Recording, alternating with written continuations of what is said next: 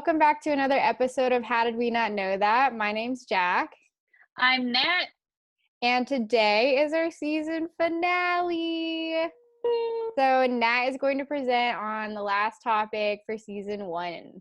Yeah, so we started with an assassination story and we're ending with an assassination story. So today I'll be talking about the assassination of President James Garfield. And this story, it's literally so wild. So before I get into it, Jack, what do you know about President Garfield? I'm trying to think because someone gets assassinated towards the end of the Gilded Age, and then did he get assassinated in the Gilded Age? It's like he's assassinated in 1881. So, Okay, so I think this is the one where after I actually think I know a bit about this because I was gonna cover it, but then he basically did he get shot at like a train station? yeah. And then it led to a bunch of civil reform because it was a time where everyone just had like one term as president.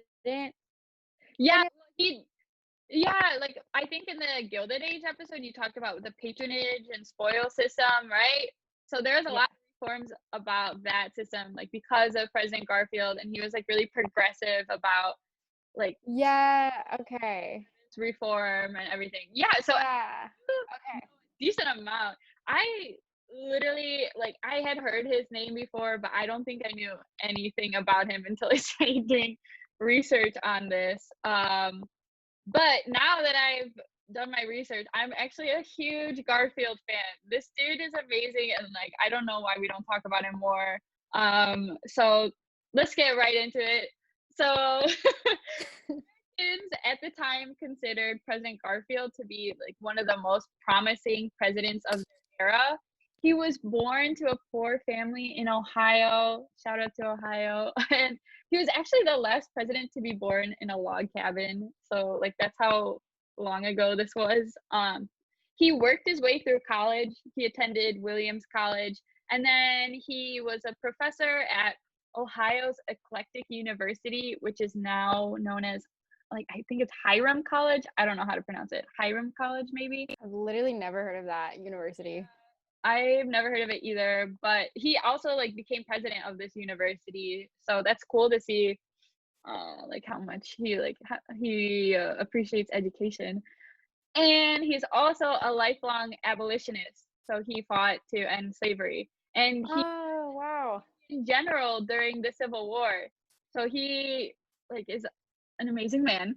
Yeah, solid. This is unheard of for this time period. I know. I'm like, what the heck? How did I not know this? And then he decided to go into politics, right? So in 1863, he was elected to serve as an Ohio congressman. And he was a super big deal in the House of Representatives. And he played a big role in almost every major issue of the time. People really respected him. And he helped win the passage of the 14th and the 15th Amendments, which guaranteed equal rights for freed slaves.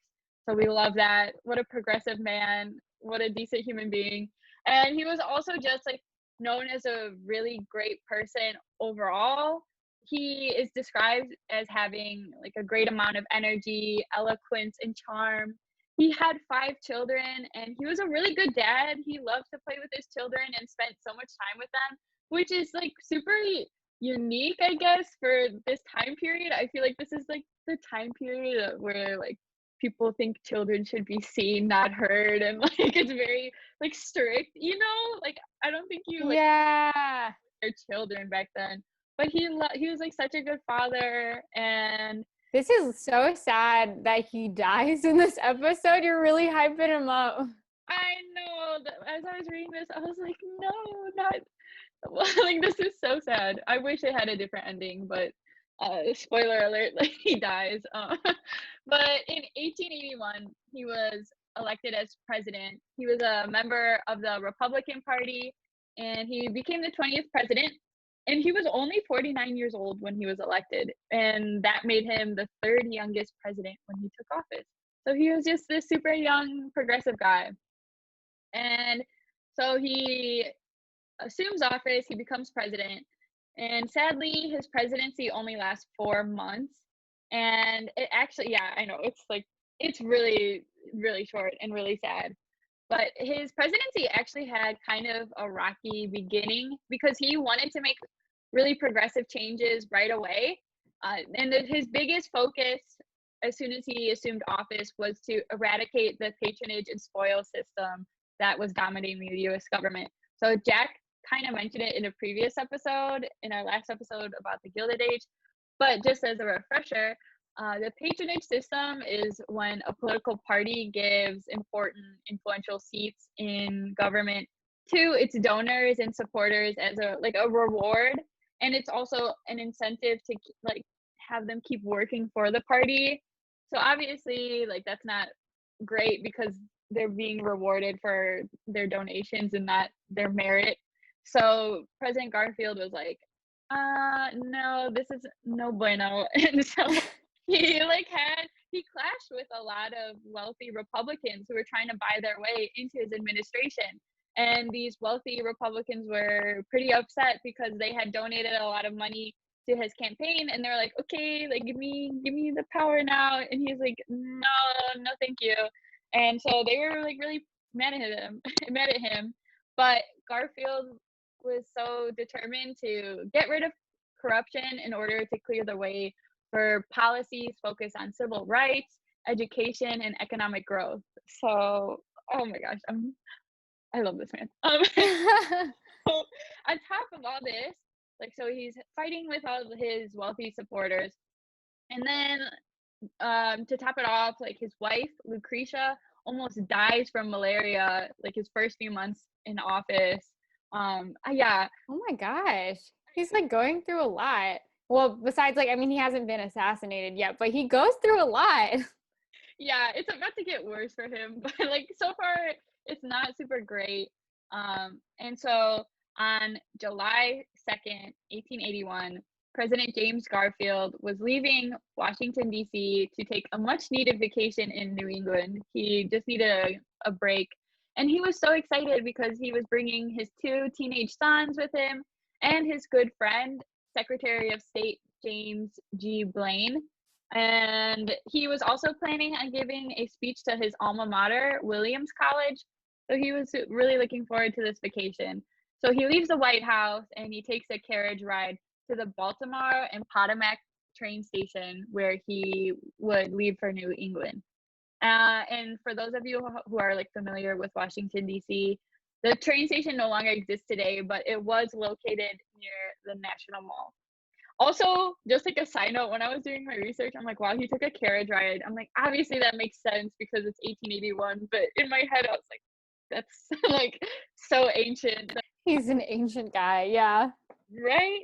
And okay, so President Garfield, he wasn't accompanied by any bodyguards or security because like at the time they weren't as worried about assassination attempts. Yeah. Like you said in the assassination of, or William McKinley was assassinated episode, that wasn't a thing to have Secret Service till after his assassination.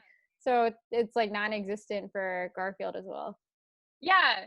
Yeah, so like James Garfield would be the second president to be assassinated. And then it isn't until after President McKinley, the third president to be assassinated, where they're like, oh, maybe we should get some security on these guys. But yeah, also it's just like so crazy to think about, like, man, how much has changed from 1881 to today. Because in 2016, I saw President Barack Obama speak at Ohio, and I like attended. Yeah, I saw his speech, and there was so much security at that whole event, and it was like super scary and intimidating. But also, okay, not to get too much into a rant. I guess our level of security that we're used to seeing around the president isn't necessarily like a global norm. So when I was in Canada, like working in the Canadian government, I would just see Prime Minister Justin Trudeau like crossing the street to go to like Center Block, which is like the main. He would go from the Prime Minister's office to the main Parliament building. I would just like see him, and like yeah, there'd be a couple like security guys with him, obviously, but like it, like Yeah. walking. Wait. Yeah. Actually, same with New Zealand. I remember on their Anzac Day, which is similar to our Memorial Day in the United States, Jacinda Ardern, the Prime Minister of New Zealand, was just right there watching like the Anzac parade and everything. I was like, I could talk to her right now. I have never seen like any of our presidents this close, and Jacinda's just sitting right there. Dude, that's so exciting, and that's so it's, like, just so wild. I can't think of a better word for it, but it's so wild. Like, I saw, like, Prime Minister Trudeau, like, exiting the restroom one time, and I was just like, "What the heck?" And, like, actually, the most amount of security I ever encountered in Canada was with when Vice President Mike Pence, like, visited Canada, and there was, like, the whole street was, like, shut down, and I was like, wow, how much we have, like, changed since James Garfield to today. So, Yeah, I wonder if any of these other countries have had like multiple assassinations of their leaders though, because yeah. yeah, by the third one we're like, okay, maybe it's a dangerous position. I don't know. I think it depends, like, on the region and the country, but, like, there have been countries, like, where there are, like, military coups and, like, complete overthrows of government too, so I don't know. Yeah, I just don't know. Yeah, I'd like to compare standards of security details for government leaders around the world. I think that'd be interesting to see the differences. But yeah, so anyway, um, at 9:20 a.m., President Garfield entered the station and he's walking arm in arm with his friend Secretary Blaine. And as the men were crossing the lobby, Charles J. Guiteau, I think Guiteau, yeah, it's a French last name. I think I'm pronouncing it right, hopefully. But he sneaks up behind the two men and he drew his pistol. And a witness would later recall that Guiteau's eyes were steady and, quote, his face presented the appearance of a brave man who is determined upon a desperate deed and meant to do it calmly and well, unquote.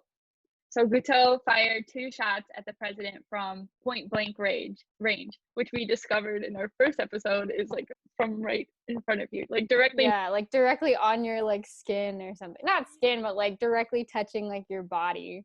Yeah, like you're super close. And so the first bullet grazed Garfield's right arm, and he shouted, "My God, what is this?" Aw. Just so like it's so sad. He was like so shocked, obviously. And Yeah, his kids are with him too, right? yeah, his kids are in the lobby, not directly next to him, but like Okay. this train station. But he's directly next to his friend, Secretary of State James Blaine. And the second bullet that Guiteau shot was more accurate, and it struck President Garfield's lower back, which knocked him to the floor. And yeah, it was so sad. And immediately, the station lobby is filled with screams from terrified and panicked bystanders. And Guiteau actually tried to flee the station, but a man blocked the door. And then a ticket agent and a police officer came and grabbed him so he couldn't leave. And Guiteau is immediately surrounded by an angry mob of bystanders, and they're all shouting, "Lynch him! Lynch him!" And like, because they could tell, like, obviously he was the one who shot the president. And yeah, so they're like swarming up against him, they're getting violent. And so, at Guiteau's own request, the police escort him to the safety of the jailhouse so that he's like not attacked by the angry mob. Mhm. So, you might be wondering, who is Charles J. Guiteau? So he at the time he's 39 years old. He's from Illinois. uh, Awkward. Just kidding. so from my fellow listeners from Illinois, he's from Freeport, if that gives you any insight. Um, and he lived a very unique life.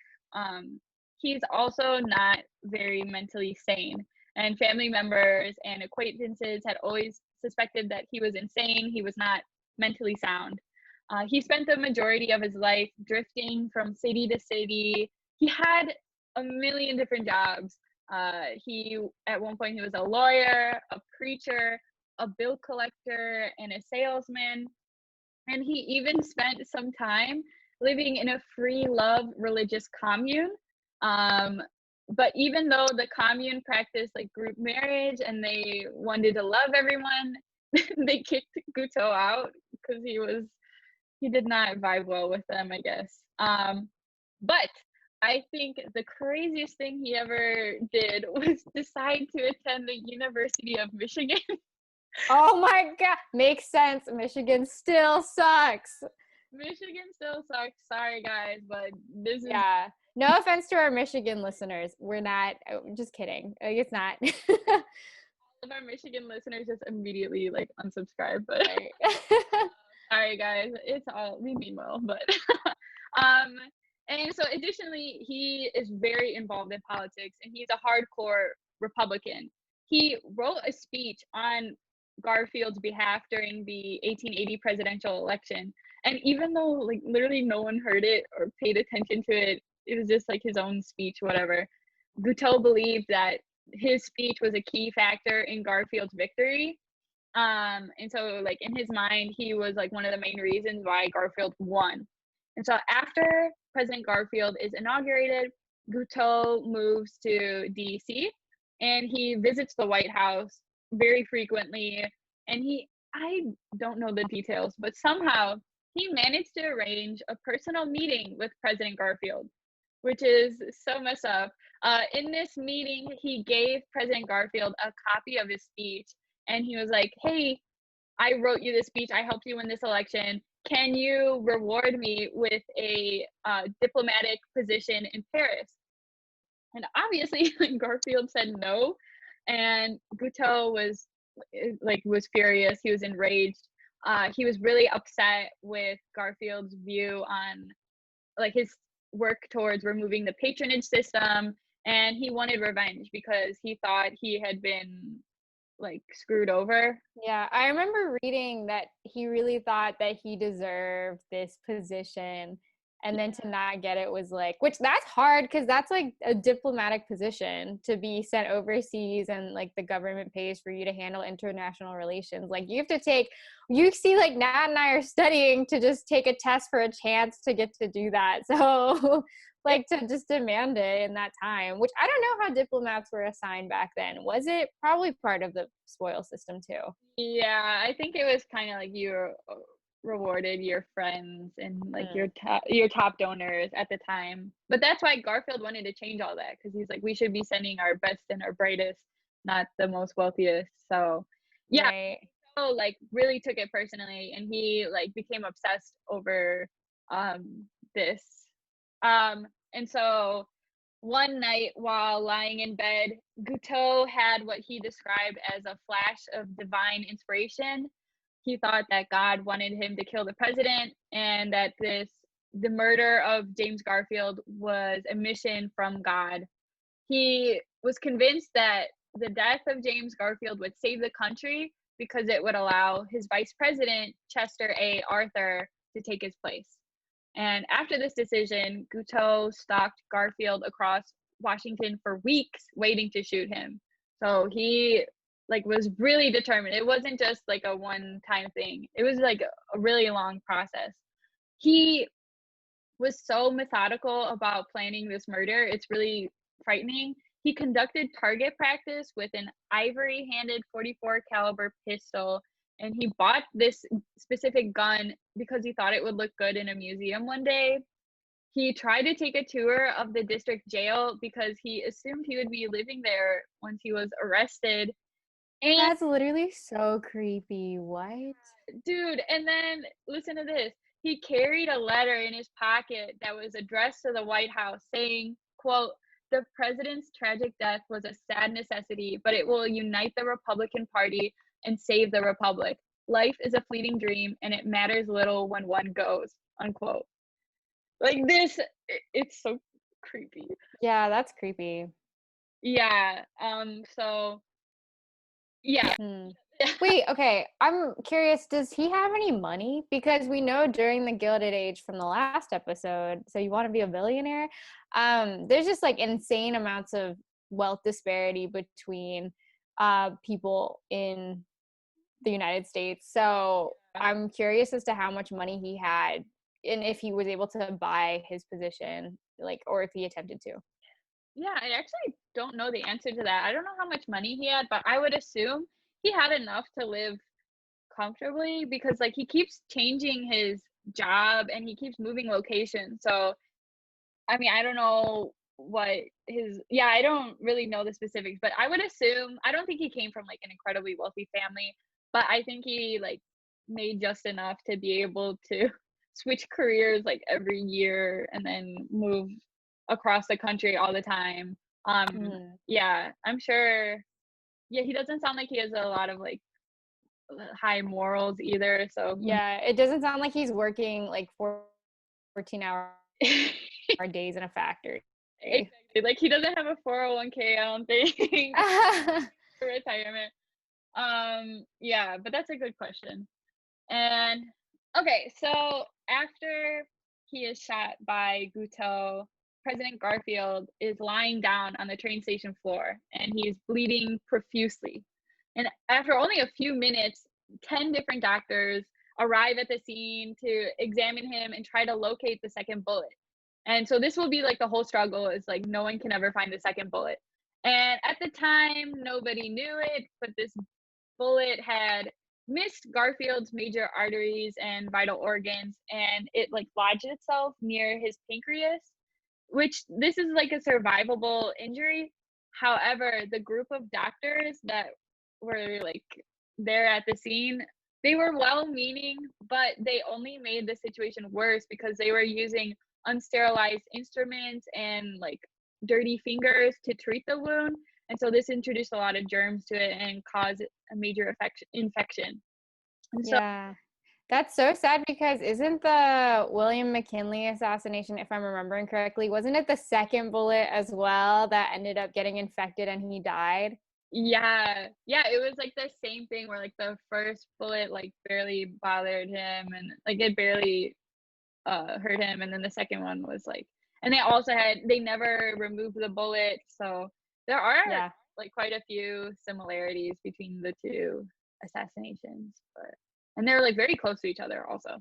Hmm. Um, and so after a full hour of excruciating prodding, I don't have a better He's word. probably no anesthesia, just fingers in there. Literally, like, and he's just on this train station floor for an hour, and like all these people are just like poking at him, and oh my gosh, I can't even imagine. So after an hour of this, President Garfield was carried from the train station to a bedroom in the White House, and the doctors didn't think he would survive the night, but Garfield was like really strong, and he put on a brave face for his children because they were like with him at the scene, and he like told his children that like he was gonna be okay, he's gonna make it. And the newspapers reported medical updates daily, and Americans read each update extremely intently. And he stayed strong the first few days, but his condition got worse after his doctor. His doctor's name is Dr. Willard Bliss. Like literally, his first name is Doctor. I like, What? yeah, I know that was, So it's Dr. Willis Bliss. yeah, yeah, yeah. It's You interesting. can tell what his mom wanted him to be. Like, Yeah, I'm like, he had no choice in his future. that's some pressure. Yeah. Yeah, like if your name is Doctor and then you become like a stand-up comedian, Yeah. you got no choice. But anyway, so Dr. Bliss, he administered heavy doses of morphine and alcohol. And this made Garfield really sick and it left him weak and emaciated. And still, like, none of these doctors could find the second bullet. So Dr. Bliss actually invited Alexander Graham Bell, the inventor of the telephone. He invited him to the White House to try his new invention, the metal detector. He wanted him to use it to try to find the second bullet. But like this didn't work for two reasons. So first, there was a lot of interference from the metal springs on Garfield's bed. And then second, Oh. Bell, like Alexander Graham Bell, was only allowed to search the right side of his body because Dr. Bliss incorrectly believed that was where the bullet was lodged. So he's like, only check the right side, even though like the bullet. Dude, I feel like Dr. Bliss is not a doctor. I feel like his first name was Doctor and they misunderstood. Like, is that his only credential? Is that his name? Yeah. Like, He oh, really was a stand-up comedian. This is what actually happened. Honestly, oh my gosh. Yeah, it's really frustrating, like, in hindsight to see how poorly. Yeah, you could just put him on the ground and then check his whole body. Yeah, I don't know why he was, like, so stubborn about only the right side. Like, I don't know if it took a long time and, like, was hard for President Garfield to, like, bear, but, like, I don't know, why wouldn't you just search the whole body while you're there? Yeah. I don't know. Conspiracy theory. What if Dr. Bliss actually supported the assassination because he wanted the patronage system to continue? Dude, oh my gosh, that Food would for be thought. insane. Yeah. I That mean, it sounds like it. Why would you, what doctor would just be like, nah, check just one side? And then if it's not there, then you're like, well, like, just check the other side. Like, if you couldn't find it on one side. right? And it's the president of the United States. Like, you guys, like, you have the whole country, like, trying to, like, this Yeah. guy, really? Yeah. Literally anyone. Like, get another doctor, please. Honestly, yeah, I mean, I know nothing about medicine, but, it seems fishy. Hmm. But so, okay, so by September, so as a reminder, so Garfield is shot in July, and by September, President Garfield had a massive infection. Like, he was in sepsis. I think that's what you call it, like sepsis, where like your entire body and all your organs are infected. And this was most likely caused by his medical treatment. And he was left with a persistent fever, and he had like abscesses all over his body. Like, I think that's like welts, kind of like, Okay. yeah, I don't really know. Um, Like and blisters almost, like boils or something. yeah, kind of like that. Like, Okay. really painful though, and like Poor everything thing. like festering, and he's Oh, really not doing well. He so before his shooting, he was 210 pounds, and by the time of his death, he's 130 pounds. So wow. so much weight, like, from all these infections. And What was the time progression? Sorry. no, you're fine. It was July. It was beginning of July, and then spoiler alert, he dies early September. So Whoa, he lived a long time, actually. Okay, I was assuming it was gonna happen in a few days. I was like, how do you drop 100 pounds in like a week or it, something?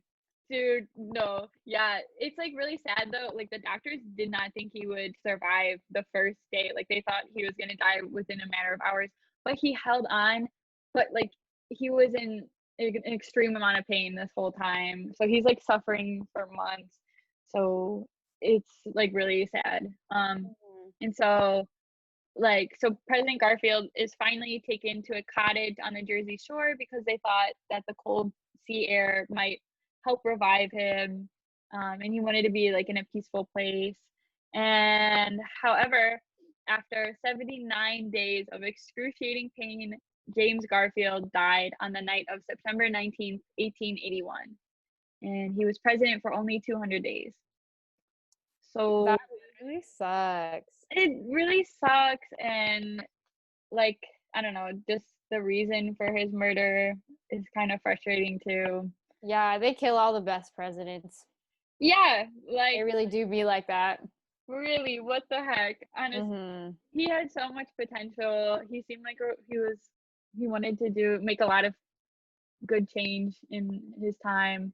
Um, Yeah, it just shows, like, I guess when you try to challenge the status quo, how dangerous it can be. that's true. That's true. Hmm. Like, people are not super excited about big change.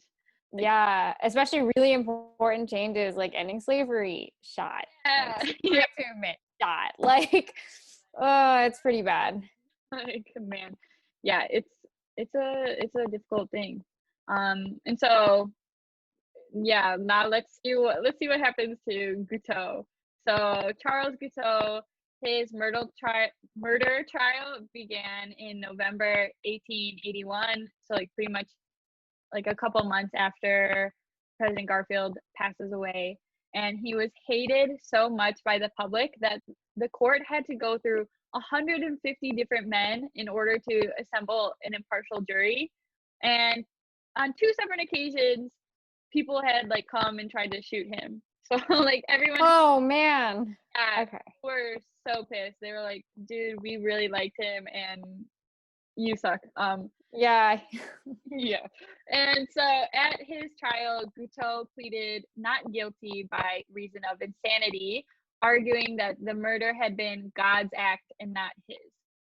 And this is like fun fact, this is actually one of the first high profile cases in American history that uses for like someone to use the insanity plea in court.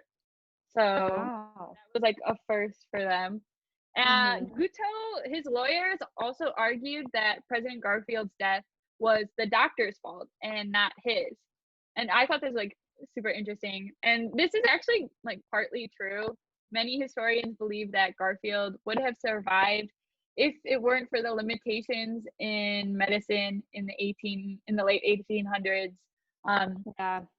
yeah, but it still like would have been difficult to survive. So who really knows?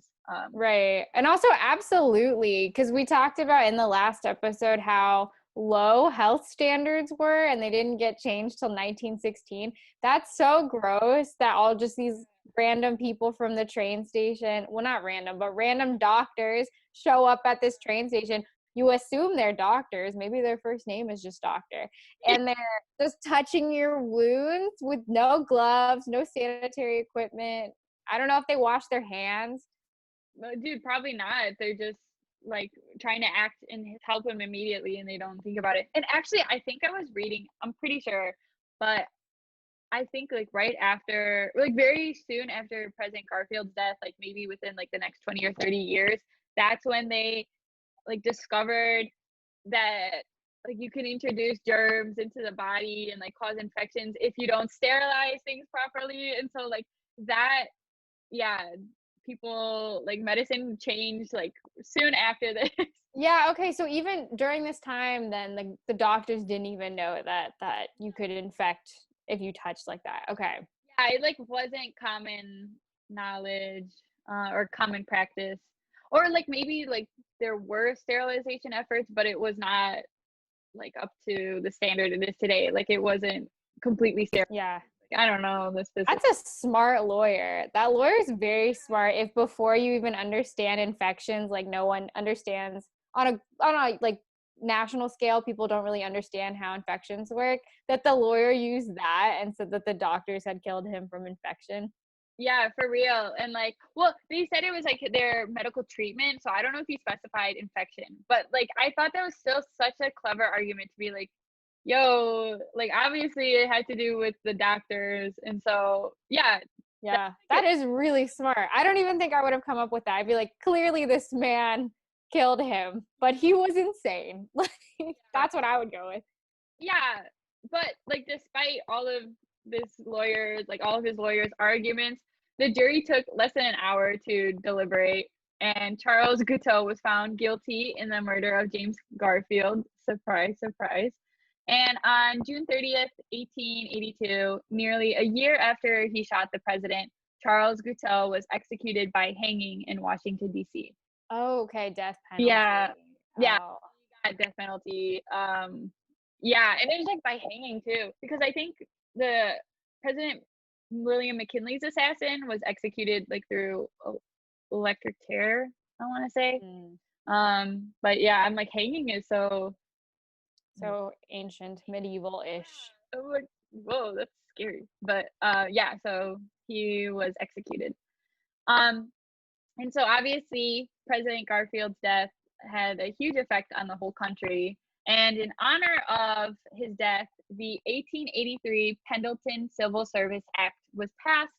And yeah, I think you're familiar with this, but this act mandated that government jobs had to be awarded on merit rather than political affiliation. And it's one of the most progressive political reforms of the late 19th century, aka the Gilded Age. So yay! And then President Chester A. Arthur became president. I tried to do research on him.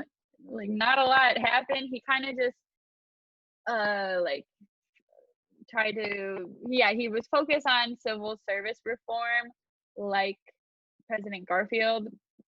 He only served like 3 years though, so yeah, like he served the remainder of President Garfield's term, and then he didn't run for election because he Mm. had like poor health.